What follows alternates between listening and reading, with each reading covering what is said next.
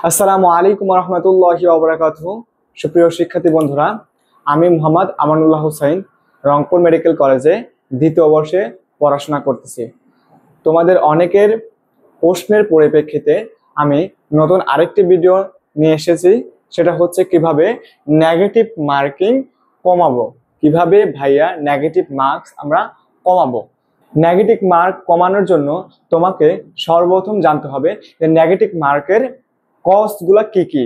তারপর সেই কজগুলা তুমি ধরে ধরে সলভ করলে মোটামুটি তোমার সমস্ত যে কজগুলো আছে সমাধান হয়ে যাবে এবং নেগেটিভ মার্ক আপনা আপনি কমে আসবে ইনশাআল্লাহ আজিজ। তো চলো সর্বপ্রথম আমরা দেখি নেগেটিভ মার্কের কজগুলা কি কি আছে। তো চলো আমরা দেখি কি কি কারণে আমরা মেইনলি নেগেটিভ মার্কস পাই, অর্থাৎ কি কি কারণে আমরা অনেক বেশি প্রশ্ন ভুল করি সেই কারণগুলো প্রথমে দেখি। প্রথমে হচ্ছে আমাদের বেসিক ক্লিয়ার না থাকা। আমরা যখন কোনো প্রশ্নের উত্তর করি, বেশিরভাগ প্রশ্নগুলোর উত্তর করি কিভাবে, যে একটা প্রশ্ন আছে দেখলাম, দেখে মনে হলো যে এইটা থেকে উত্তর হতে পারে, আন্দাজে ওইটা থেকে উত্তর দিয়ে দিলাম। এই যে এইটা কি, এটা তোমার বেসিক ক্লিয়ার না থাকার কারণে এই কাজটা করো। তুমি একেবারে 100% পিওর জানো না যে ওই জায়গা থেকে প্রশ্নটা ওইভাবেই হয়েছে। সো এই বেসিক ক্লিয়ার না থাকার কারণে তোমাদের প্রশ্ন ভুল হয়, যার কারণে নেগেটিভ মার্কস পেয়ে থাকো। এমনকি লাইনের প্রত্যেকটা ওয়ার্ড ঠিক মতো পড়ো না, একটা লাইনে শুধু একটা শব্দ পড়ো, ওইটা পড়েই মনে করলা যে ওই লাইনটা পুরোপুরি হয়ে গেছে। যে বেসিক ক্লিয়ার না থাকার কারণে এই কারণটা হয়। তারপরে সবচেয়ে বড় কারণ যেটা, সেটা হচ্ছে কম প্র্যাকটিস। তুমি প্র্যাকটিস কম করো, তার মানে কি তোমার অনুশীলনী প্রশ্ন করা হয় না। তারপর হচ্ছে তোমার হলো বিভিন্ন যে প্রতিযোগিতামূলক পরীক্ষায় আসে বা তোমার হচ্ছে ভার্সিটি প্রশ্ন বা যেগুলো পরীক্ষাতেই আসে সেই প্রশ্নগুলো তোমার প্র্যাকটিস করা হয় না। এই কারণে তুমি ভুল করো, অনেক বেশি ভুল করো। আর অনেক বেশি ভুল করো মানে হচ্ছে কি তোমার নেগেটিভ মার্ক বেশি আসে। তারপরে হচ্ছে কি ভুল ভাবে শুরু করা। এটা অনেক বড় একটা পয়েন্ট, অনেকে এই পয়েন্টটা মানতে চায় না। সেটা হচ্ছে যে ভুলভাবে শুরু করা। ভুলভাবে শুরু করা বলতে কি, আমি তোমাকে বোঝাই। ধরো তোমার হচ্ছে মেডিকেল পরীক্ষায় প্রশ্ন আসছে 3 টাইপের, একটা মধ্যম, একটা সহজ আর একটা কঠিন টাইপের প্রশ্ন। এখন তুমি পরীক্ষার শুরুতেই যদি কঠিন দিয়ে শুরু করো, ধরো পরীক্ষার শুরুতে কঠিন প্রশ্ন দিয়ে শুরু করতেছো, তখন কি হবে, তখন কিন্তু তুমি হচ্ছে সহজ প্রশ্নগুলো ভুল করার সম্ভাবনা থাকবে, কারণ প্রথমেই শুরু করছো কঠিন জিনিস দিয়ে। আর কঠিন জিনিস দিয়ে শুরু করলে পরে তোমার কি মাথা মানে পরবর্তীতে হ্যাং হওয়ার সম্ভাবনা থাকে, অনেক কম মানে কাজ করার সম্ভাবনা থাকে। তাহলে অবশ্যই তোমাকে কি মানে কঠিন জিনিস দিয়ে শুরু করা যাবে না। অবশ্যই শুরু করতে হবে কি, যেগুলো একেবারে ইজি, একেবারে ইজি, একেবারে ইজি, সেইগুলো 100% পারো সেইগুলো দিয়ে শুরু করবা। খবরদার মানে তুমি কঠিন জিনিস দিয়ে, ম্যাথ টাইপের জিনিস দিয়ে এইগুলা দিয়ে শুরু করতে যাবে না, তাহলে কিন্তু ধরা খেয়ে যাবে। তারপরে 3 নাম্বার যে কষ্টটা আছে সেটা হচ্ছে কি তাড়াহুড়া করা। আমরা কি মনে করি, অনেক সময় দেখা যায় যে গিয়েই এত তাড়াহুড়া করি যে পরীক্ষার আমরা 10-15 মিনিট আগে পরীক্ষা শেষ হয়েছে, কিন্তু আমি ওর মধ্যে কিছু প্রশ্ন ভুল করে রাখছি।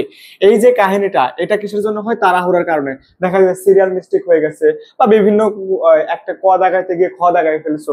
এটা কারণ কি, এটার কারণ হচ্ছে তাড়াহুড়া করা, বেখেয়ালি থাকা। সো তাড়াহুড়া করলেও কিন্তু তোমার নেগেটিভ মার্ক আছে। তারপর কি সিরিয়াল মিস্টেক, এটা তো আমি বললাম কেবল। তারপর হচ্ছে কি, এখন আরো কিছু প্রশ্ন আছে যেগুলো তুমি কি জীবনেও দেখো নাই, ওই প্রশ্ন তুমি আন্দাজে দাগাচ্ছ, তো তখন তোমার ভুল হওয়ার সম্ভাবনা বেশি। কারণ আমার কথা বলি, আমি যখন আন্দাজে দাগাইতাম 100টার মধ্যে মিনিমাম 90টা প্রশ্ন ভুল যাবে, এটা শিওর ধরে রাখতে পারো। তো এরকম কিছু পাবলিক আছে যাদের 100টার মধ্যে 90টাই ভুল যায়, আবার এরকম কিছু পাবলিক আছে যাদের 100টার মধ্যে 50টা হয়ে যায়, 50টা হয়ে যায়। এই যে কাহিনীটা 50-50% বা ভুল যাওয়ার সম্ভাবনা, এই যে কাহিনীটা, এটা কিন্তু মানুষ ভেদে ভ্যারি করে। সো এই যে জীবনেও যে প্রশ্নগুলো দেখো না, সেগুলো অ্যান্সার করলেও কিন্তু নেগেটিভ মার্ক খাওয়ার সম্ভাবনা অনেক বেশি থাকে। তারপর আসলে কি 50-50 প্রশ্ন, এই যে 75 বা 25, যেগুলো কনফিউশন হয়ে যায়। তুমি পারো, দেখছো, বাট তুমি কনফিউশন হয়েছে কেন, তুমি পড়ার সময় হয়তো বেখেয়ালি ভাবে পড়ছো, যে তুমি হচ্ছে পড়তেছো অন্যদিকে তাকায় আছো, মনোযোগ ছিল না। কিন্তু তুমি এখন পরীক্ষার হলে দেখে মনে হচ্ছে, দেখে যেন মনে হয় চিনি হারে, কিন্তু অচেনা অচেনা লাগতেছে, তো সেরকম হয় আর কি। সো এই যে এই কাহিনীটা গেল। তারপর আসলো কি অনেক বেশি এবং অনেক কম দাগালে। এখন এই পয়েন্টটা অনেকের কাছে ব্যতিক্রম লাগতে পারে। আমি এই পয়েন্ট আমি নিজের থেকে লিখছি, এই পয়েন্টটা অনেকে বলবে না, আমি নিজেই বলতেছি। অনেক বেশি দাগালেও তুমি নেগেটিভ খাবা, আবার অনেক কম দাগালেও তুমি নেগেটিভ খাবা। কিভাবে? আচ্ছা, অনেক বেশি দাগালে নেগেটিভ খাবো কখন, আমি বলি। এটা হচ্ছে ইনস্ট্যান্ট, এটা ইনস্ট্যান্ট ডেইলি এক্সামে, ঠিক আছে, ইনস্ট্যান্ট ডেইলি এক্সামে তুমি অনেক বেশি দাগালে নেগেটিভ খাবা, এটা শিওর। আবার অনেক কম দাগালেও তুমি হচ্ছে লং রানে যা কি নেগেটিভ খাবা। ধরো আমি তোমাকে বোঝাই, এই যে এটা অনেক বেশি দাগালো, তুমি ধরো যে একটা ডেইলি এক্সাম দিতে গেছো, তোমার প্রিপারেশন যাই হোক মোটামুটি ধরো হয়েছে, তো ওইটা দাগাইতে গিয়ে তুমি কয়টা দাগাইছো, ধরো হচ্ছে এভারেজ স্টুডেন্টের কথা বলতেছি, টপারের কথা আমি কখনোই বেশিরভাগ বলি না। তো এই যে তুমি দাগাইছো কি 90+ দাগাইছো, বা ধরো 95 এরকম প্রশ্নটা দাগাইছো, তো তুমি এখানে দেখবা যে তোমার হচ্ছে ধরো কত, তুমি এভারেজ স্টুডেন্ট হিসেবে 65 থেকে 70টা প্রশ্ন পারো, আর যে 25টা প্রশ্ন দাগাইছে এর মধ্যে ধরো বেশিরভাগই ভুল গেছে। তার বেশিরভাগই যদি ভুল যায় তাহলে কি তুমি নেগেটিভ খাই গেলা না? স্বাভাবিক, কিন্তু নেগেটিভ খাই গেলা, তারপর নেগেটিভ খাইলে তোমার মার্কস কিন্তু কমে যাবে, 70 থেকে অনেক কমে যাবে, ঠিক আছে। তাহলে এই যে এটা কখন, ইনস্ট্যান্ট যখন একটা পরীক্ষা দিলা, এটা একটা এক্সামের কথা বলতেছে, জাস্ট একটা এক্সাম, কিন্তু তুমি এই ভয়ে, ধরো এই যে এই ভয়টা পাইলা যে আমি 70-এর কমে চলে আসবে, 65-র কমে চলে আসবে, এই কারণে আমি প্রতিদিন ধরো তোমার হচ্ছে এক মাসের যে 10টা এক্সাম হয়, আমি 10টা এক্সামে এরকম আমি কি করলাম, 65 দাগাইছি, 65 কম, 60টা পারি 60টা দাগাইছি, বা 65টা পারি, এরকম যে কয়টা পারি সে কয়টা দাগাইছি। ধরো 65, আমি এভারেজ স্টুডেন্টের কথা বলতেছি, আমি আবারও বলতেছি, যারা 75+ বা 80-র উপরে পারো তাদের কথা বলতেছি না, আমি এদের কথা বলতেছি, যারা 65 বা 70-এর মতো পারো তাদের কথা বলতেছি, 65 থেকে 70টা প্রশ্ন যারা পারতা 100টার মধ্যে, তো তারা যদি না দাগাও তাহলে তোমার কি প্রত্যেকটা এক্সামে তুমি হচ্ছে 60টা করে প্রশ্ন ধরো দাগাচ্ছ, 100টার মধ্যে, 100টার মধ্যে ধরো 60টা করে প্রশ্ন দাগাচ্ছ, তাহলে প্রত্যেকটা এক্সামে তুমি কতগুলো প্রশ্ন বাদ দিচ্ছ, 40টা করে প্রশ্ন বাদ দিচ্ছ, কত, 40টা করে প্রশ্ন বাদ দিচ্ছ, 40টা, প্রত্যেকটা এক্সামে তুমি 40টা করে প্রশ্ন বাদ দিচ্ছ, খেয়াল রাখো কথা।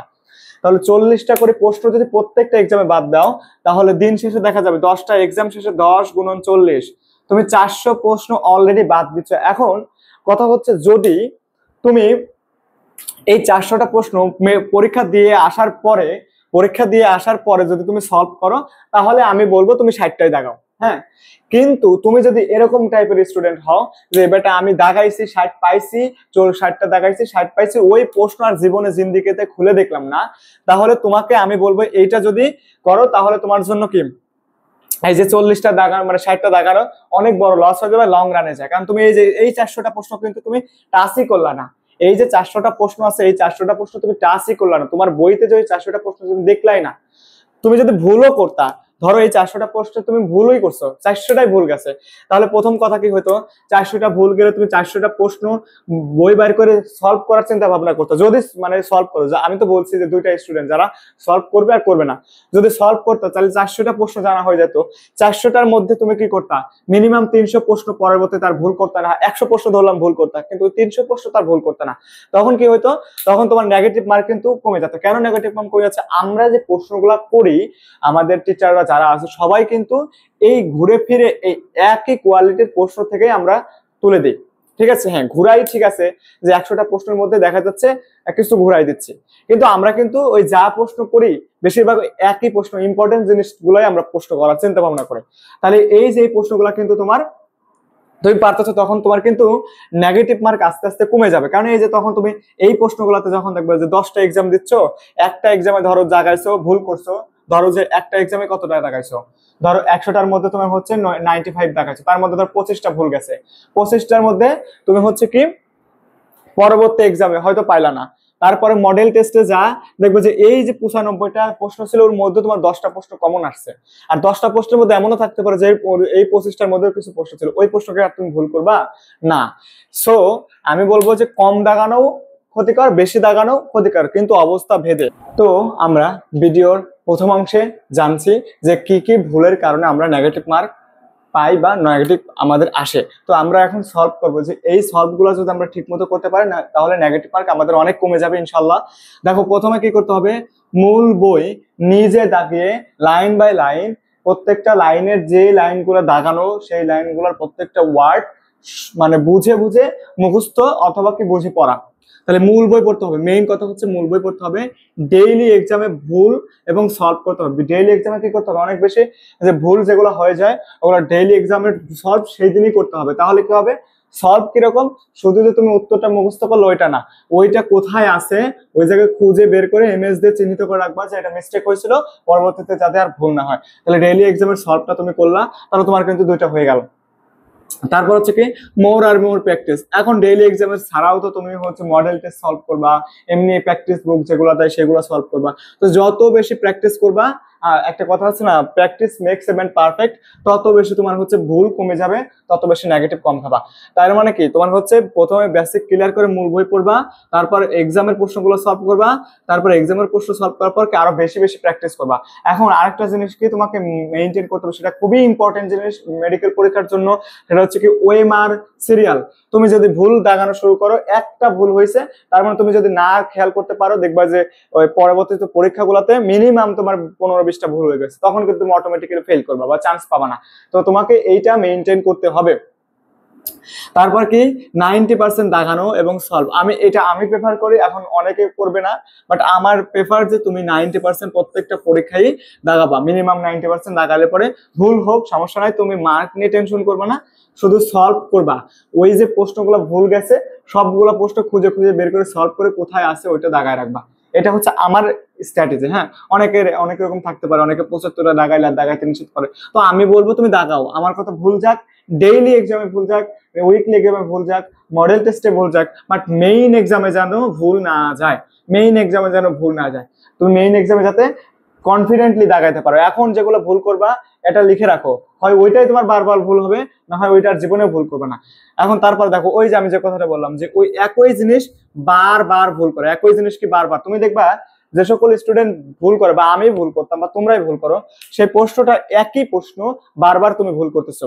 লাইক আমার একটা প্রশ্নের কথা আমার মনে পড়ে গেল, দেখো সেটা হচ্ছে কি, যে একটা প্রশ্ন আছে না, যে তোমার হচ্ছে বোন এবং মাসল, এই দুটার সাথে টেন্ডনের একটা কাহিনী আছে। তো আমি বারবার ভুল করতাম, বোন এবং মাসলের সাথে কোনটা লাগে, টেন্ডন লাগে নাকি লিগামেন্ট লাগে, টেন্ডন লাগে নাকি লিগামেন্ট লাগে। তো এই জিনিসটা ভুল করতাম। তো আমি কি করলাম, একটা সহজ টেকনিক খাটালাম, সেটা হচ্ছে কি এই যেভাবে, সেটা হচ্ছে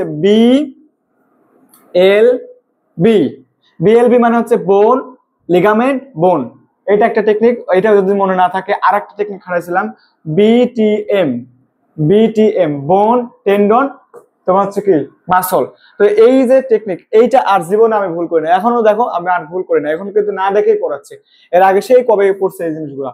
তাহলে তুমি কি যদি একটা টেকনিক দিয়ে মনে রাখার চেষ্টা করো, তাহলে দেখবে যে এগুলো আর ভুল হচ্ছে না। তারপরে কি, প্রশ্ন অ্যান্সার করার সবচেয়ে মানে গুড ওয়ে, যেটা আমি মনে করি মেডিকেল পরীক্ষা না, সমস্ত পরীক্ষার জন্য এটা খুবই ইম্পর্টেন্ট জিনিস।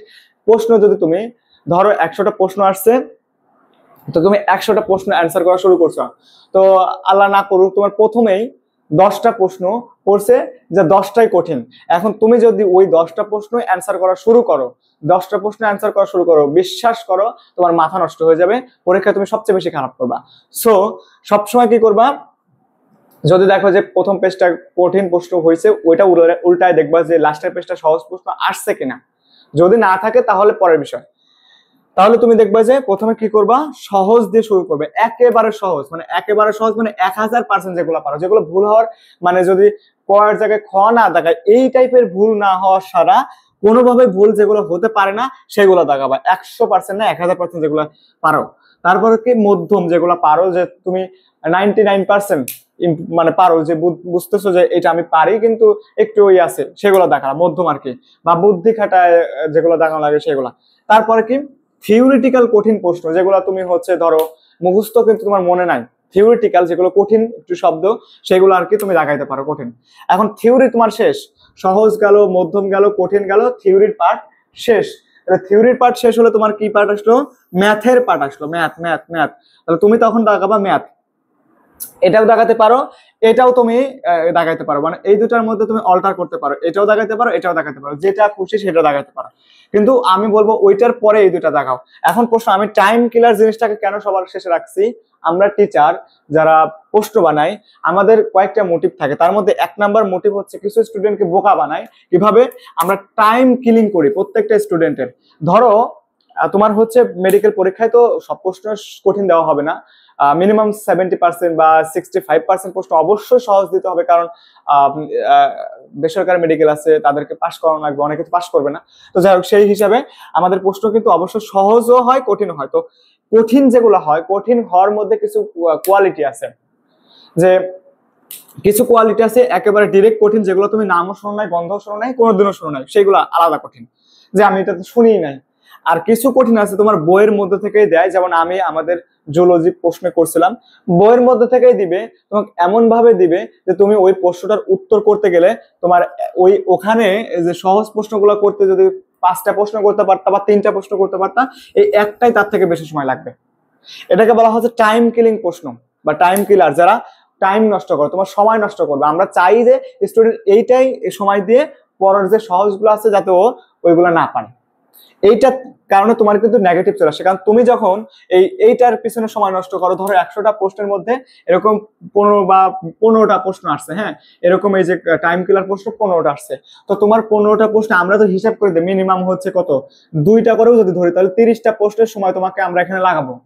তো তুমি ওই 30টা প্রশ্ন যদি এইগুলো পরে অ্যান্সার করো, তার আগে যদি সহজগুলো তুমি অ্যান্সার করে আসো, তাহলে তুমি দেখো তো তোমার হচ্ছে সহজগুলো অ্যান্সার করে আসলে যেগুলো সহজ ছিল সেগুলো তো তুমি ভুল করতা না।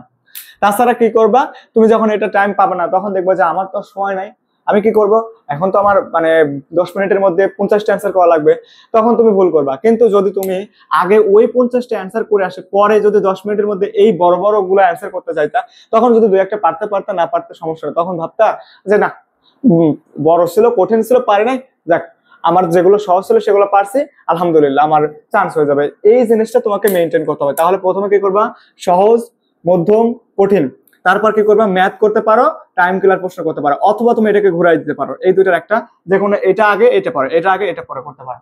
সো এইভাবে যদি করো, আমার মনে হয় তোমার নেগেটিভ মার্কস 100% ইনশাআল্লাহ আজিজ অবশ্যই অবশ্যই কমবে। 100% বলতে আমি বোঝাচ্ছি যে কমবে, আমি বলতেছি না 100% কমে যাবে, তার মানে 100 তে 100 পাবে এরকম বলে নাই, বলছি যে ইনশাআল্লাহ কমে যাবে।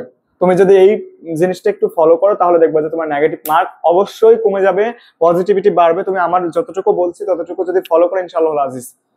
তো আজকের মতো এই পর্যন্ত। আসসালামু আলাইকুম ওয়া রাহমাতুল্লাহি ওয়া বারাকাতুহু।